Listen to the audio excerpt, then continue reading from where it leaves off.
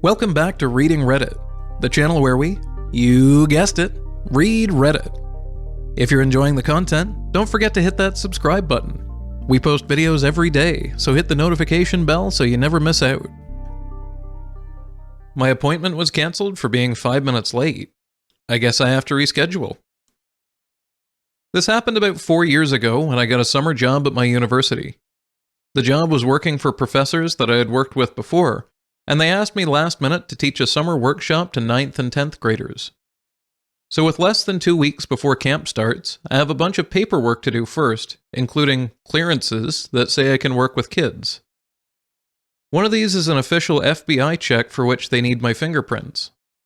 Well, I needed to do the physical fingerprinting right away in order to get the results in time, but luckily I was able to book a fingerprinting appointment for that Friday, booked 24 hours in advance, as requested, which would be just barely enough time to get the result.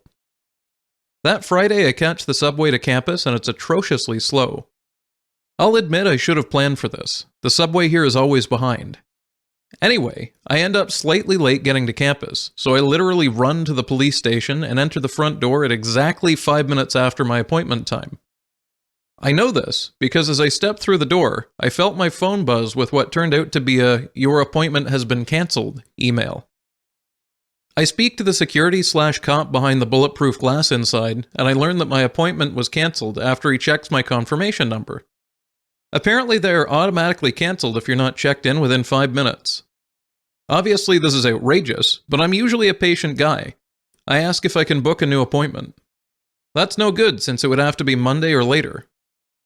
So I grab a coffee from across the street and return to sit inside the police station to try and solve this with some Googling while I slip into a more and more frantic state of frustration. I can't find anywhere in the city that can fingerprint me before Monday. But here's what really pushed me over the edge. While I'm sitting there, at this point 30 minutes past my appointment time, someone else comes in for fingerprints. She shows up 5 minutes early. They take her in immediately, and she's out before her appointment was even scheduled to begin. The entire thing took her about 2 minutes. I point out to the cop behind the glass, as politely as I can, that clearly someone could see me right now because her appointment is already over. Why can't I have the current slot? But the cop insists that since my appointment was cancelled, my registration info was no longer in the system, and I can't be seen today. That's when the idea comes to me and I confirm with him that showing up early is not a problem, because they would have my appointment and registration info in the system. You see where I'm going with this? So I quietly sit back down and take out my phone. About 10 minutes later, I calmly approach him again and say, "Hello, I have a new appointment to be fingerprinted. I'm about 72 hours early." I have never seen such an exasperated sight in my life, but he checks my new confirmation number and everything was in order. Within 10 minutes, I was walking back out again after being fingerprinted.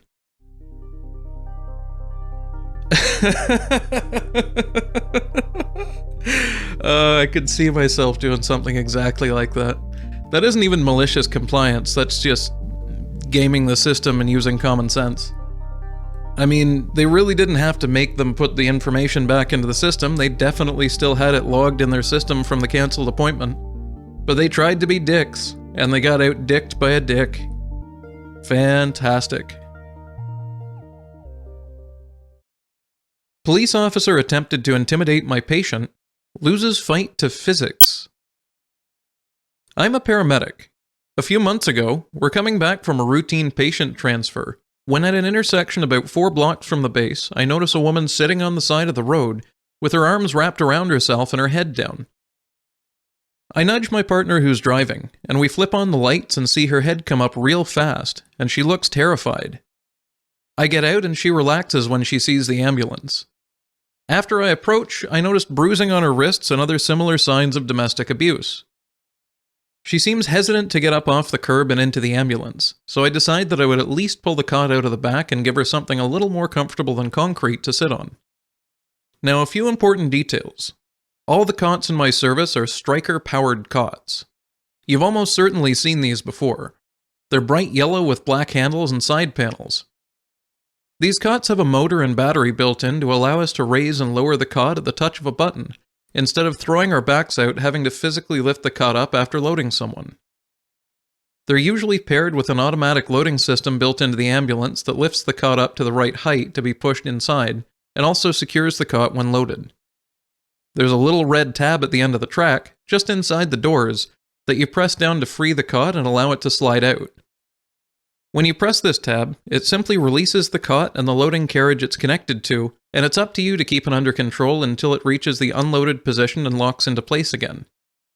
This can be problematic because the cots weigh about 125 pounds, or 55 kilograms. As soon as I hit the release tab for the cot, I hear lights and sirens behind me. It's a city police car, which is weird because they had not yet requested police, and we were outside the city, in the sheriff's department jurisdiction. We merely informed dispatch that we were stopping to check on a woman at such and such intersection. The woman says something along the lines of, "Oh God, he's here," and moves faster than me seeing free food being distributed at base. She dashes past me and pretty much hurls herself into the ambulance, sitting on the bench seat. The cop is approaching and he's pissed. I put 2 and 2 together and slam the ambulance doors shut. Let's call this officer Police Officer Steve, or POS for short. POS. Is that bit, is she in there? Me? Who?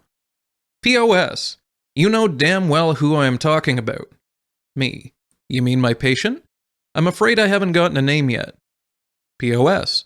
Open those doors, I need to talk to her. Me. You're not using my rig as an interview room. You can talk to her at the hospital. We go back and forth like this for a few minutes. My partner at some point came back to see what the holdup was, but overheard my stonewalling and went back to the cab to call our chief. I continue my routine of deny and delay until a pair of deputies, likely specially requested for this by the chief, arrive. Oh good, now I have witnesses. See, we had stopped on an upward incline. I had hit the release tab on the cot and it wanted to slide back. I had to close the doors so swiftly I didn't bother pushing the cot back against the stops and locking it in place. Emboldened by the presence of 2 deputies, he gets in my face. Get out of my way or I'm going to have to charge you with obstruction. Okay. I step out of his way, and he opens the double doors. Between the cot, the monitor, and the jump bag, I'd say there is probably close to 160 pounds contained by those doors. All of which comes barreling out and hits POS square in the chest. He goes backwards and falls on his ass. One of the deputies laughs out loud. The other walks up and kneels down beside the guy. He says, "Your shift captain is going to be here in 5. I wouldn't be here then if I were you." POS gathers himself up and scowls at me, then stomps off. There's a limited amount that I can say about the aftermath as the trial is not settled yet, but we all know how well charges stick to cops. The woman is now living elsewhere, the cop is still a cop, and I've been getting pulled over at least twice a week ever since then. But the video footage of him getting body checked by that cot remains one of the best things I have ever seen. I don't even know if that's malicious compliance. I think that's just being a really good paramedic and looking out for your patient. It kind of sounded like she was the victim of domestic abuse, and by the description from the paramedic, the cop very well may have been the aggressor. I think the paramedic did everything that he should have in that situation, delayed long enough that backup arrived for him, even though the cop thought that it was backup for, well, POS. And it does leave me very curious how the trial went. But without any further details, I guess we'll just have to hope for the best.